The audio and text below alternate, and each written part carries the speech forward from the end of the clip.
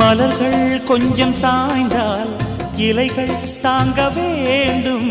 மங்கை கொஞ்சம் சாய்ந்தால் என் மார்பில் தாங்க வேண்டும்.